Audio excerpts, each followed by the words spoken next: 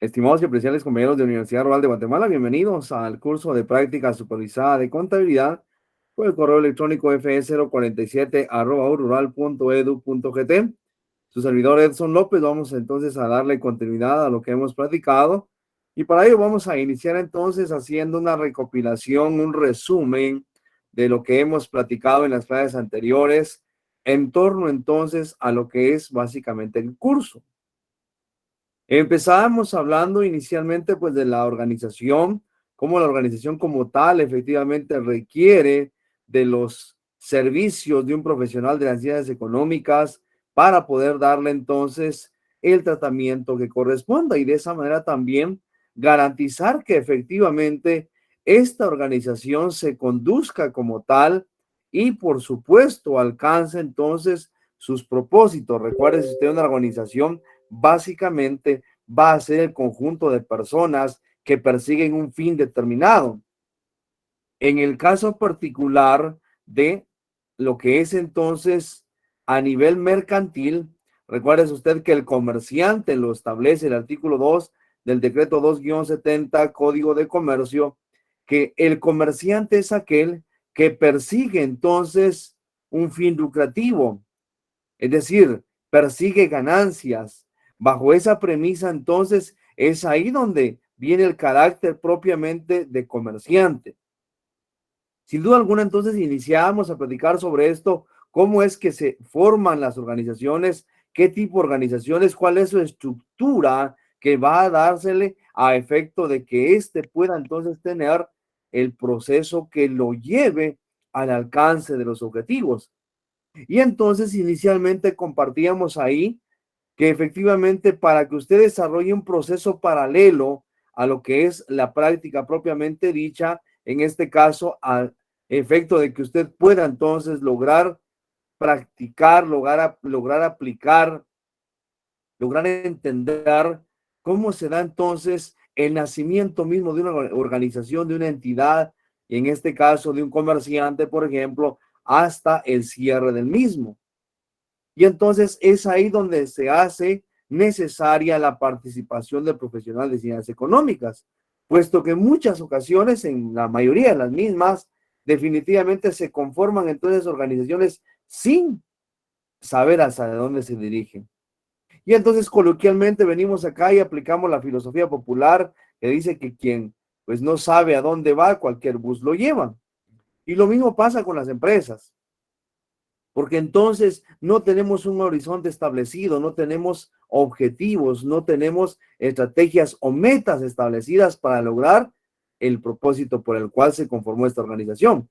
Y entonces a raíz de ello decíamos, y la propuesta es, espero yo hayan iniciado, al menos pues tengan la condición de tomar esa actividad, en donde efectivamente pues podamos entonces nosotros practicar ese apartado, que en este caso pues es la planificación.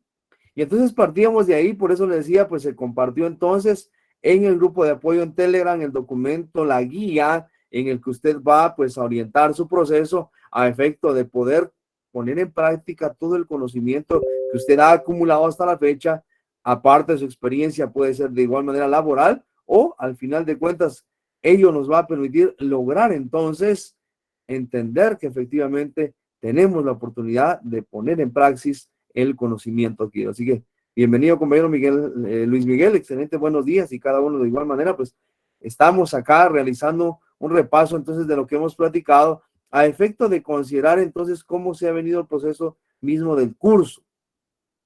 Y hoy por hoy, mis estimados y apreciables compañeros, lo hemos manifestado, definitivamente no va a haber una práctica propiamente dicha, derivado de que los procesos académicos ya se establecieron por parte de Universidad Rural, en el que usted va a realizar pues sus parciales, exámenes finales, va a tener sus actividades que realizar en torno a lo que son sus laboratorios y de igual manera pues el programa PAS. Sin embargo, acá cabe hacer mención que es importante, por favor, considerar que nosotros debemos entonces aplicar un proceso paralelo, un proceso que nos lleve efectivamente a poner en práctica todo lo que tenga que ver con lo que es entonces el proceso mismo del conocimiento adquirido. Y entonces repito, pues, hoy por hoy no hay una práctica propiamente dicha, pero sí se hace necesario entonces de que usted pueda llevar esto a cotejarlo con la realidad. Y de esa cuenta entonces conocer cómo nace una organización, cómo se conforma, cuál es el proceso que lleva y efectivamente entonces de esa cuenta cómo es que vamos a darle vida a una organización. Bienvenida, compañera Dairi. Buenos días. Y entonces de esa manera, por favor, mis estimados y apreciables compañeros, es que hablábamos entonces de la necesidad que tiene toda organización de contar con un plan. Esa planificación va a orientar los procesos.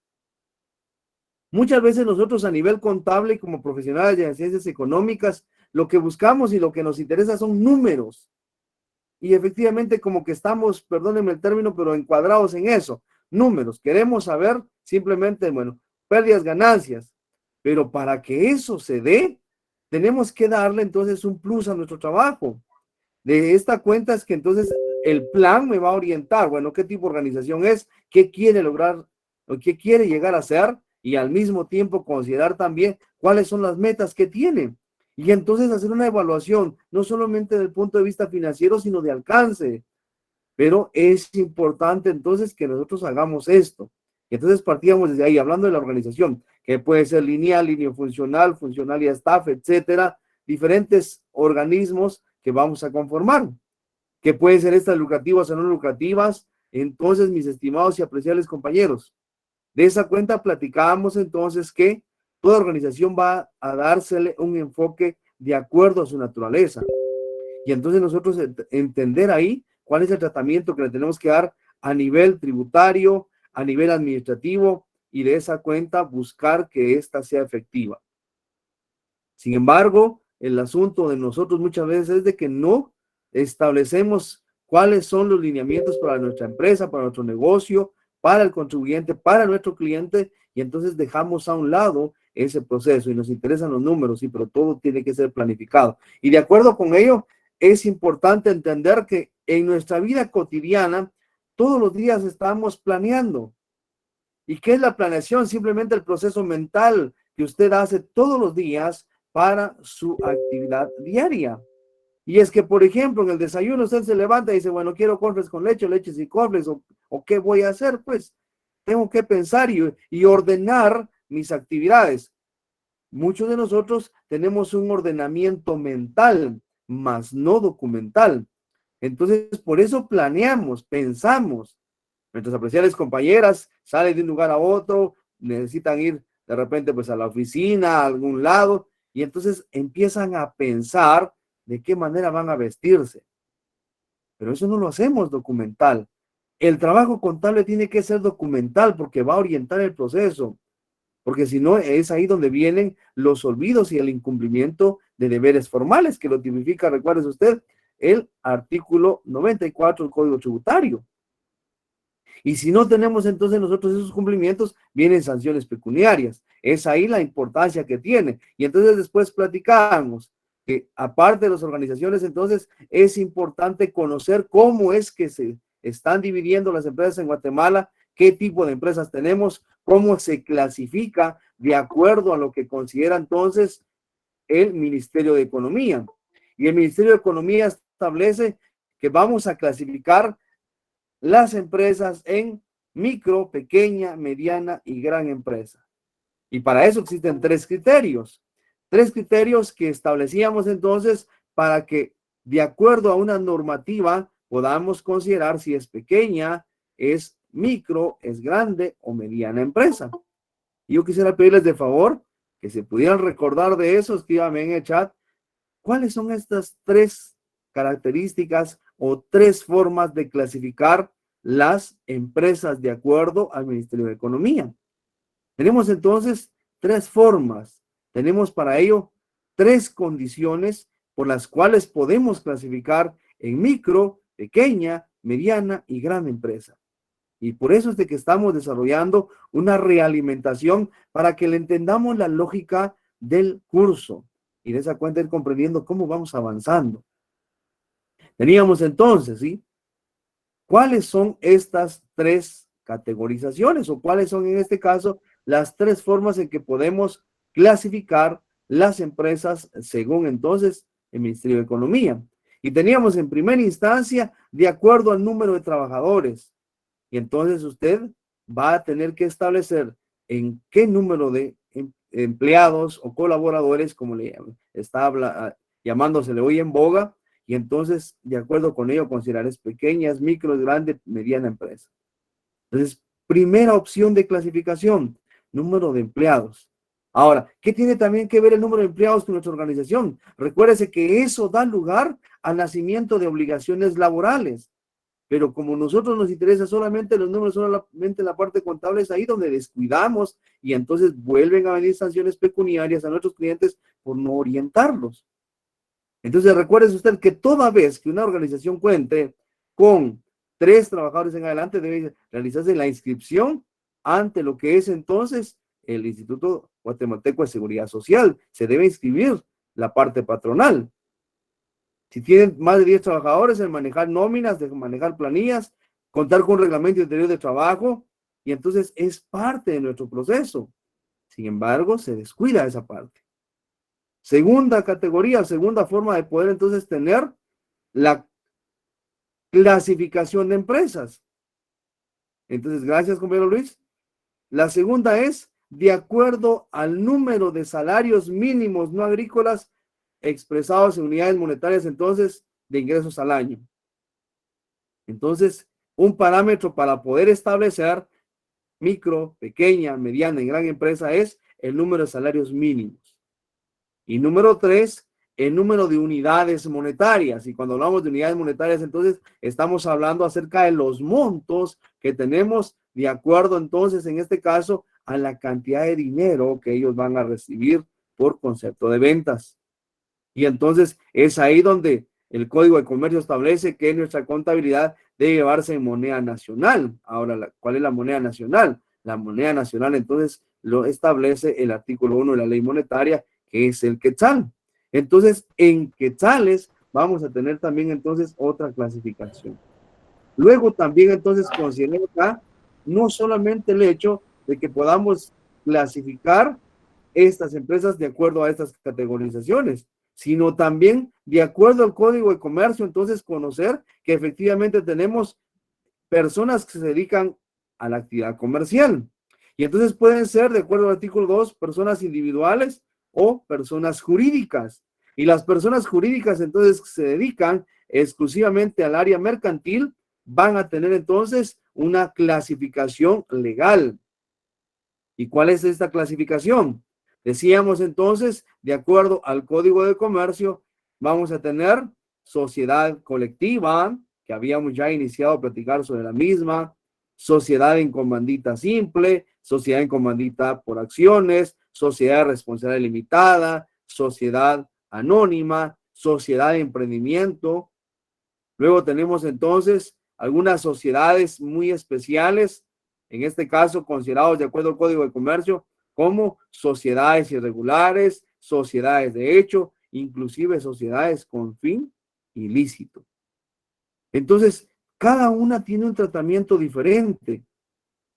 Sin embargo, cuando nosotros desconocemos estos, entonces vamos a hacer un proceso inadecuado, un proceso incorrecto, y le estamos creando inconvenientes a nuestro contribuyente, a nuestro cliente. Y el cliente va a querer que cada uno de nosotros le ofrezca un trabajo de calidad. Entonces, hacia eso vamos encaminados, hacia conocer las diferencias y similitudes que existen entonces entre estas particularidades de cada sociedad para que puedan funcionar correctamente. Al mismo tiempo, también hemos considerado en qué consiste la práctica propiamente dicha cuando se hace esta a nivel formal, teniendo la actividad presencial. Me preguntaba alguien en el transcurso de la semana, bueno, ¿vamos a ir a la oficina? Definitivamente, como les mencionaba hace un momento, no, porque vamos a tener ahora pues una actividad propiamente académica. Sin embargo, a raíz de poder recuperar ese conocimiento y aplicar el conocimiento que usted ya tiene, es que se les propuso hacer entonces la conformación de ese expediente. Sin embargo, académicamente tenemos que orientar para establecer en qué consiste la práctica, cómo se desarrolla la práctica, cuáles son nuestras responsabilidades también como practicantes, cuáles son nuestras funciones, de esa naturaleza, saber también que fortalecemos acá la parte de investigación, porque un contador público y auditor, alguien que hace contabilidad, tiene que tener investigación, porque muchos de nosotros registramos y es que me pasan una factura y dicen, mire, Lica, aquí está la factura, hágame favores. Ahora, ¿ya verificó usted que esta sea legal, que sea un documento de soporte? ¿O solo porque ahí se ve bonito, viene de colores, o solo porque dice factura? ¿Cuáles son los requisitos mínimos? Y eso yo lo platicamos. Espero yo, por favor, estén leyendo su ley del IVA. En los artículos 29 al 36, tanto de la ley como del reglamento, establecen los requisitos mínimos para estos documentos de soporte contable. Pero si nosotros no tenemos esa calidad de ofrecer a nuestro cliente entonces un servicio profesional, vamos a crear inconvenientes. Vamos a tener que registrar una factura y vuelvo aquí al caso, que no cuenta con un requisito. Eso ya no es soporte contable. Sin embargo, no tenemos nosotros, pues, esa práctica, ese hábito de verificar que establezcan ahí. A hoy por hoy, pues, un poquito más controlado la parte esta, derivado de que a partir, pues, del mes de julio, todos automáticamente quienes estén en el régimen general del IVA están ahora, pues, afectos a FEL. Pero esto implica, recuérdese, usted no solamente hacer contabilidad, usted no va a hacer contabilidad solo de este tiempo, y es ahí donde usted ha llevado, por ejemplo, también en cursos de auditoría, el hecho de tener una auditoría forense, por ejemplo, donde usted va a tener que revisar periodos anteriores, pero nosotros no conocemos esa parte o a veces la queremos dejar de un lado. Entonces, por eso es importante que también, no solo como personas, no solo como estudiantes, solo como profesionales, tenemos que hacer la investigación, sino que sea parte de nosotros. Y por eso es de que hemos platicado acerca de la importancia también que tiene la investigación, no solamente porque usted necesita realizar una acción investigativa como parte de la obtención de su grado, sino porque sea parte de nuestro quehacer, sea parte de nuestra actividad, en donde tengamos que acostumbrarnos a investigar y buscar que la información que vamos a registrar en la contabilidad sea fidedigna, porque caso contrario, recuérdese usted entonces, se tipifica esta como falsedad mediante información contable y esto ya es delito. Y entonces recuérdese usted que hay diferencia entre delito y falta. Y entonces si es delito, definitivamente pues tiene una sanción penal. De acuerdo con ello es importante entonces que conozcamos estos procesos. Entonces, de acuerdo con lo que hemos venido platicando, vean ustedes un resumen de 10 minutos de las clases anteriores, hoy vamos a platicar acerca de la orientación de los procesos que vamos a desarrollar en la práctica supervisada, continuar hablando sobre la sociedad colectiva que habíamos iniciado y vamos a darle una introducción a la sociedad en comandita. Estamos en la semana número 4, entonces vamos ya avanzando y eso implica pues el conocimiento que vamos adquiriendo a través de este proceso. ¿Qué pretendemos el día de hoy entonces? Establecer procesos de las diferentes fases de la práctica supervisada de contabilidad aplicando principios establecidos en el reglamento respectivo. Cuando se hace la práctica propiamente dicha, existe entonces el reglamento de práctica supervisada de contabilidad que es aplicable al proceso mismo del desarrollo de la actividad presencial para que efectivamente pues pueda lograrse y alcanzarse los fines para los cuales se ha diseñado la práctica. En este caso pues es la contrastación de lo que es la teoría y la práctica propiamente dicha, la realidad. Y es que es de ahí donde entonces se ha propuesto como actividad paralela, como les comento, no obligatoria, pero para mí necesaria, el que usted vaya conformando su expediente para que pueda entender cuál es el proceso que conlleva efectivamente una práctica contable. De acuerdo con ello, entonces, ¿qué es la práctica supervisada según el reglamento? Pues es un proceso académico que se desarrolla en docencia, servicio, investigación y extensión, por medio del cual entonces se confronta la teoría con la práctica, asesorado y supervisado para la búsqueda de soluciones a problemas suscitados en la región. De acuerdo con ello, mis estimados y apreciables compañeros, quiero hacerles mención que los 4 elementos fundamentales y las 4 características propias de Universidad Rural de Guatemala se establecen en la práctica. Sin duda alguna, pues también se realiza en todo proceso, porque se desarrolla entonces la docencia, en donde usted recibe sus clases y donde también Universidad Rural de Guatemala pues se compromete en esa parte, ¿verdad? En brindar el conocimiento propiamente académico. El servicio, en el que implica, por ejemplo, entonces, la prestación de orientaciones En el caso particular, por ejemplo, el hecho de que usted haga una práctica o el hecho de que usted haga una acción de investigación va a proponer medios de solución. Le estamos brindando un servicio a las entidades que entonces van a necesitar los servicios nuestros. Y en este caso, entonces, un servicio que presta la Universidad Rural de Guatemala básicamente es eso, el hecho, por ejemplo, de contar con los bufetes populares, el servicio a la población, devolverle a la población parte de lo que hemos tenido nosotros como pues, personas, esa oportunidad que hemos tenido de tener un nivel académico superior.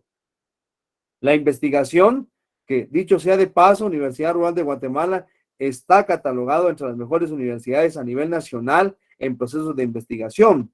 Se incorpora la metodología acá del marco lógico y entonces ha permitido que haya desarrollo de una investigación y que ésta permita la solución a varias problemáticas. Entonces, a raíz de eso es de que contamos con una buena aceptación a través de la realización de la investigación. Universidad Rural de Guatemala pues contribuye en este apartado y hoy por hoy pues hay buenos aportes en investigación que usted también está realizando ya en su proceso para la obtención de su crédito académico. Y la extensión, que no es más que programas accesorios que tiene Universidad Rural de Guatemala para apoyar a la población. Tal es el caso, por ejemplo, de lo que es el programa Paz, en donde pues usted también es partícipe y efectivamente pues contribuye. Al mismo tiempo también Universidad Rural de Guatemala cuenta con escuelas a nivel de nivel medio, en este caso pues ofertando a los estudiantes egresados del nivel básico la oportunidad de continuar estudios para la carrera de perito en agronomía y luego entonces la carrera de ingeniería agronómica. Estas dos escuelas están ubicadas en San José Petén y están ubicadas en San Marcos. Entonces, estas ofrecen becas a los estudiantes y entonces tenemos ahí el programa de extensión de parte de la universidad. Y entonces, aparte de que se cumple como universidad, se cumple en el mismo proceso de la práctica cuando efectivamente se va a la realidad. Se va entonces a aplicar el conocimiento adquirido. De acuerdo con ello también, en este caso, la práctica supervisada de contabilidad se rige por normas, reglas y procedimientos, para lo cual entonces usted debe de respetar y aplicar en el proceso mismo a efecto de que pueda usted cumplir. Cuando esta es presencial, entonces, mis compañeros, tiene una duración de 200 horas.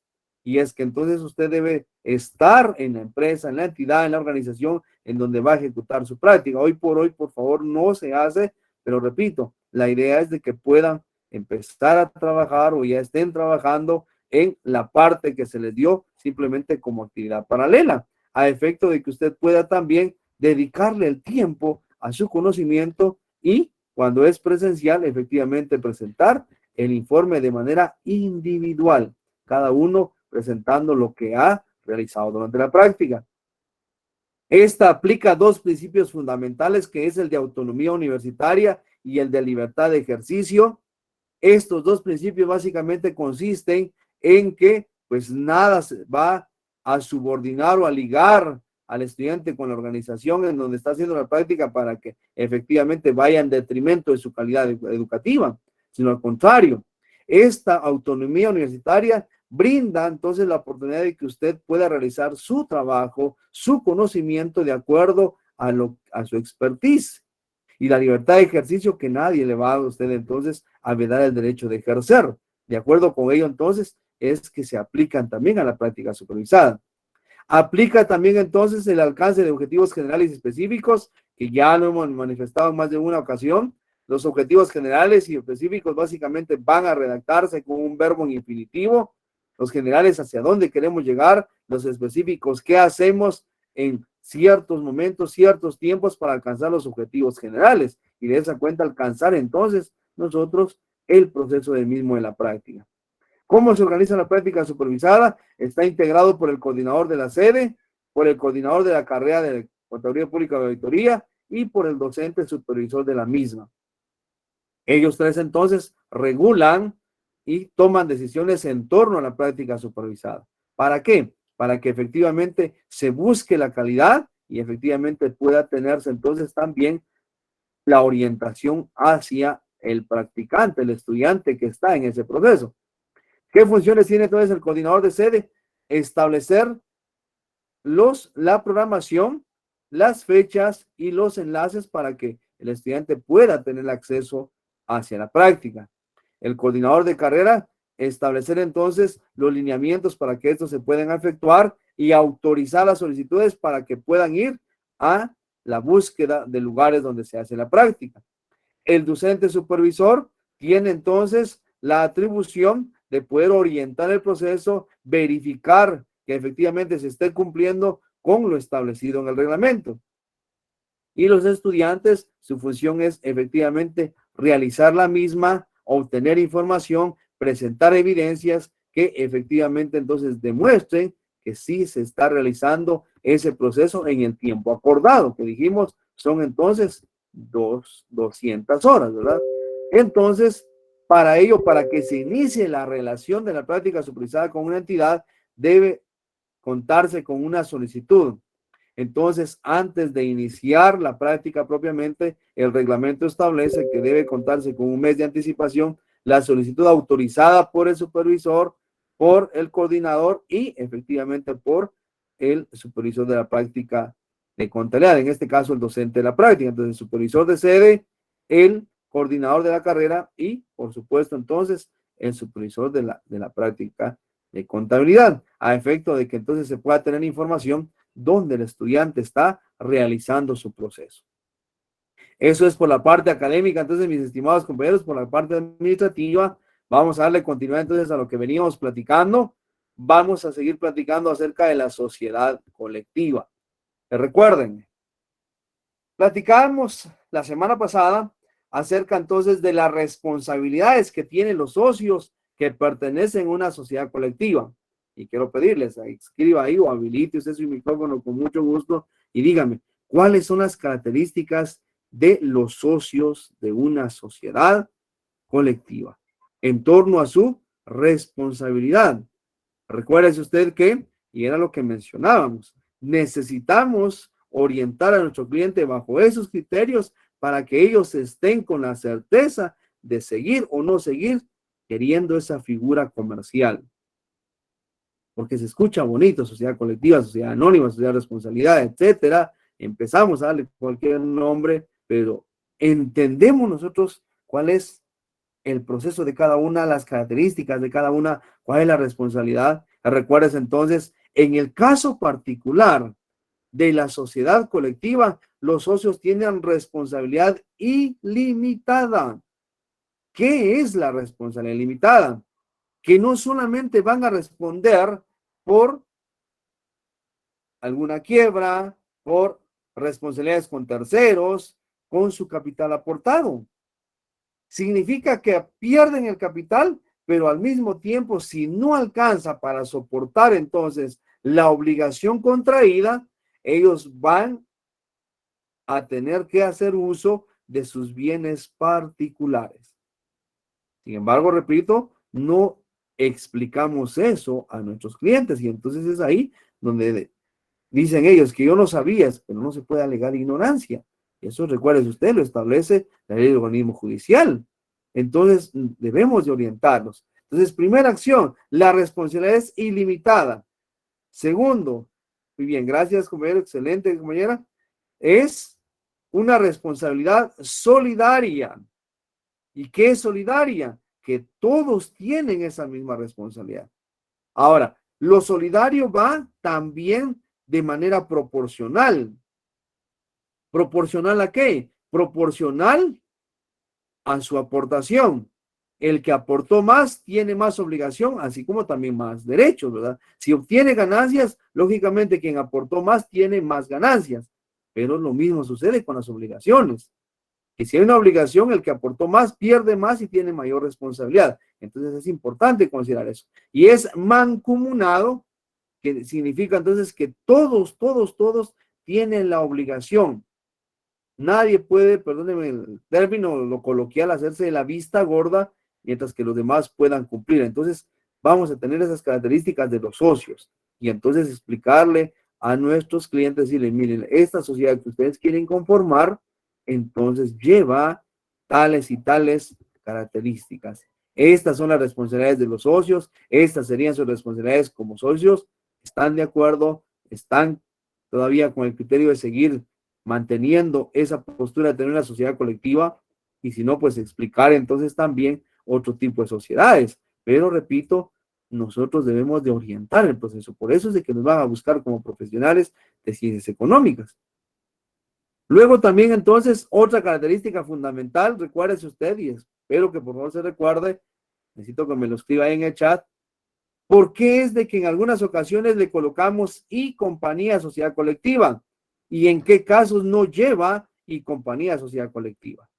Porque, por ejemplo, aquí dice, en el cuarto caso, que vamos a ver el día de hoy, porque ya habíamos visto, tres anteriores, tenemos acá los señores Molina, Ángel y López forman la sociedad colectiva para montar una litografía, siendo su razón social Molina y compañía sociedad colectiva. Entonces, compañeros, ¿cuándo es necesario agregarle el término y compañía sociedad colectiva? ¿Y cuándo no? Primero. Segundo, muy bien, gracias. Exacto, gracias, compañera Cristina. Se determina y compañía cuando ahí solamente aparece el apellido, los apellidos de unos socios, pero no de la totalidad. Entonces, si compañía significa que hay más socios. En cambio, si hubiésemos dejado acá en la escritura de constitución la razón social, Molina, Ángel y López, ya solo dejaríamos SC, sociedad colectiva, porque ya no hay más socios. Luego entonces habíamos visto el primer caso en donde tenemos pues los compromisos de aportación de capital y que efectivamente fueron aportados. No tenemos entonces obligación. Me comprometí con 100, aquí están los 100 y no hay ningún inconveniente. Segundo caso, segunda opción, en donde entonces yo tengo un compromiso, me comprometí con 100 pero aporté 90. Nace ahí entonces lo que nosotros conocemos contablemente como una cuenta promesa. O sea, yo me comprometí, yo prometí dar 100 quetzales, pero no cumplí. Entonces, mientras se esté desarrollando el proceso de la sociedad, entonces yo tengo una cuenta promesa. Ahí tengo entonces efectivamente que nace un derecho para la sociedad en donde yo socio le debo a la sociedad. Tercer caso. Habíamos platicado la semana anterior acerca entonces donde también yo voy a aportar, pero sucede de que de mis aportes existen deudas. Estas deudas o obligaciones son entonces absorbidas por la nueva sociedad. Y en este caso entonces, por ejemplo, yo aporté el edificio donde va a funcionar la sociedad, pero sucede que bajo ese criterio del edificio, entonces pesa un gravamen. ¿Y cuál gravamen? En este caso es entonces que está hipotecado. Debo parte de ese edificio. Entonces, ¿qué implica eso? Que la sociedad colectiva que están haciendo, también están haciendo con obligaciones. Sin embargo, entonces, si yo me comprometí con 100 quetzales, pero de esos 100 que estoy dando, estoy brindando entonces también una obligación, entonces la nueva sociedad nace con una obligación. Y el cuarto caso que vamos a ver el día de hoy entonces es que la sociedad va a presentar una ganancia o posiblemente también una pérdida al momento de su constitución. Entonces veamos este caso, pues. Los capitales comprometidos en la escritura de esta sociedad son los siguientes. El socio Molina se compromete con 170,000, el socio Ángel con 170,000 también, el socio López con 180,000 para un total de 520,000, que va a ser el capital social. Sin embargo, entonces, al momento que se da esta, vamos a tener las siguientes aportaciones. El socio Molina va a aportar una maquinaria en 50,000 y un pick-up en 120,000, completando sus 170,000. El socio Ángel aporta efectivo 60,000 y materiales, en este caso materias primas, por ejemplo, también 110,000 para un total de 170,000. ¿Qué pasa con el socio López? Dice ahí, aporta una cuenta bancaria por 120,000, herramientas por 20,000, una letra a su favor, que recuérdese que en este caso va a ser necesario el endoso, que es el endoso, no es más que el traslado de derechos la cesión de los derechos que tiene el socio López sobre esta letra y que ahora las está cediendo a la sociedad.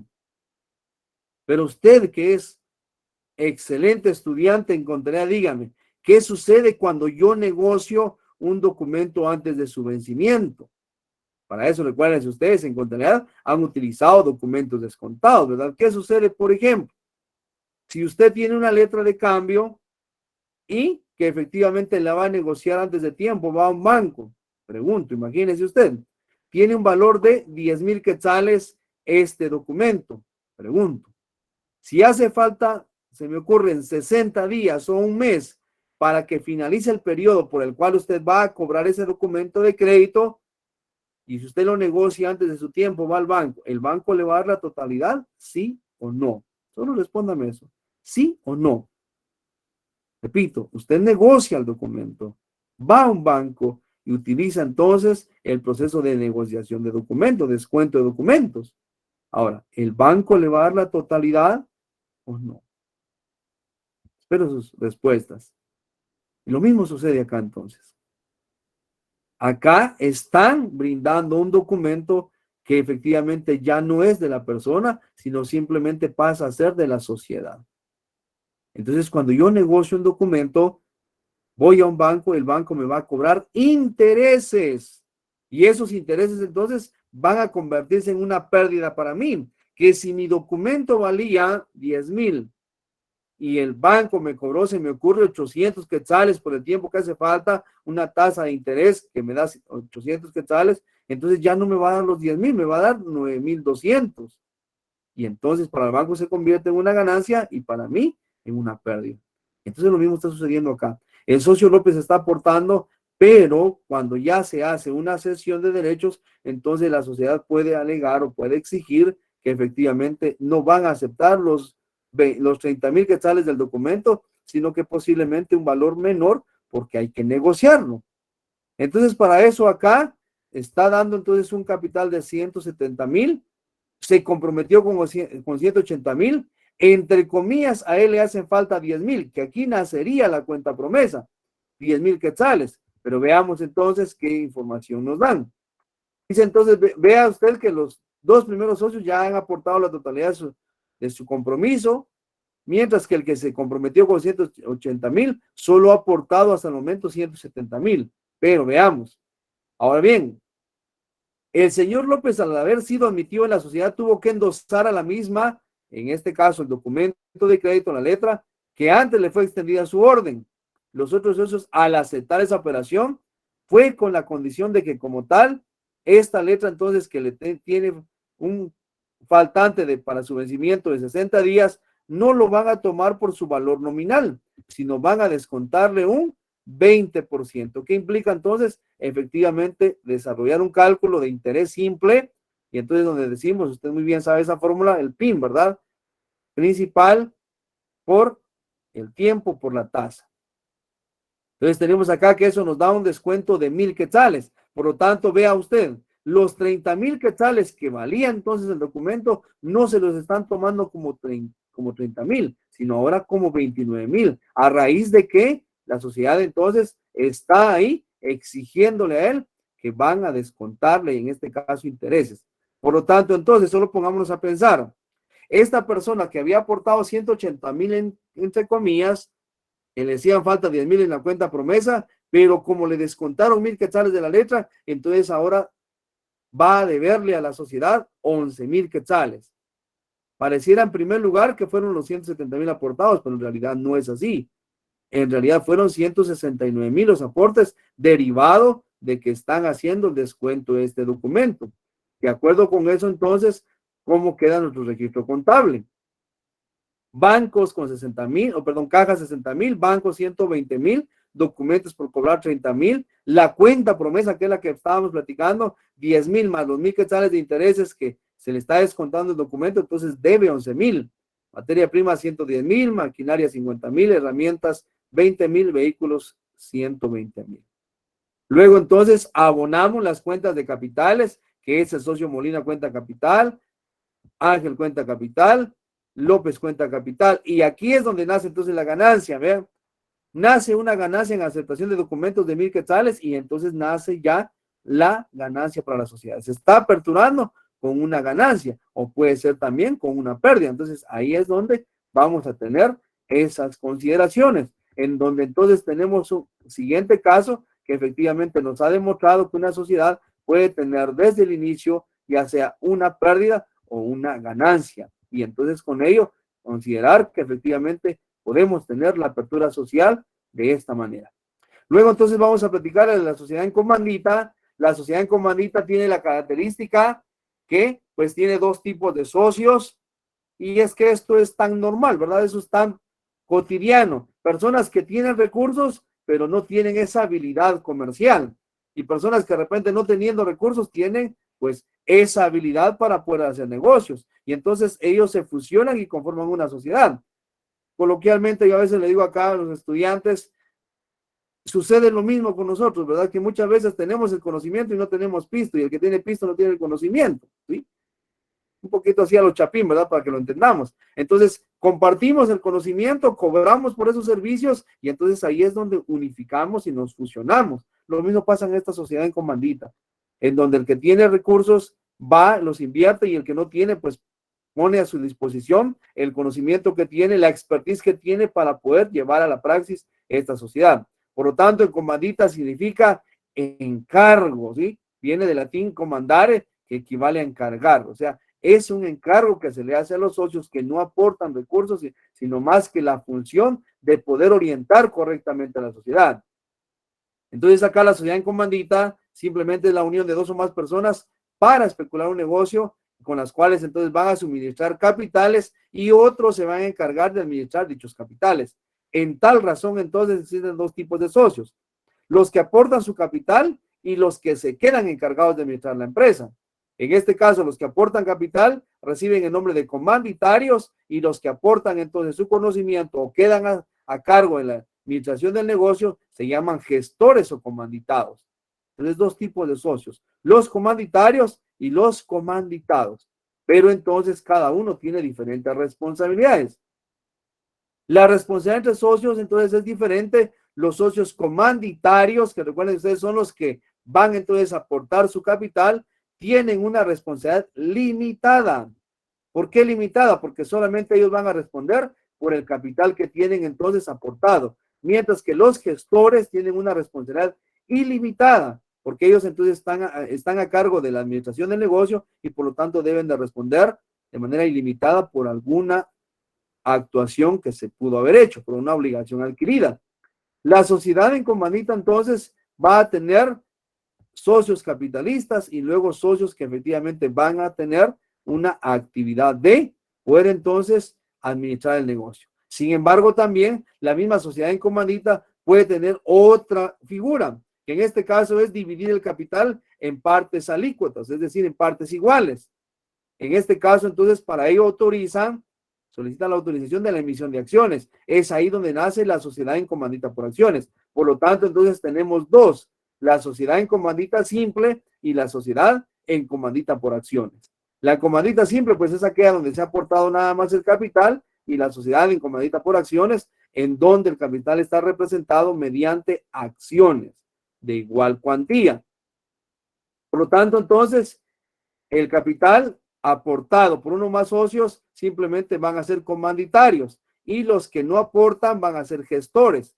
El socio comanditario que aporta capital no puede, por favor, entonces tener ese derecho a dirigir o administrar. Si eso pasara, entonces si el socio comanditario viene y administra, entonces pierde su calidad y se convierte en comanditado.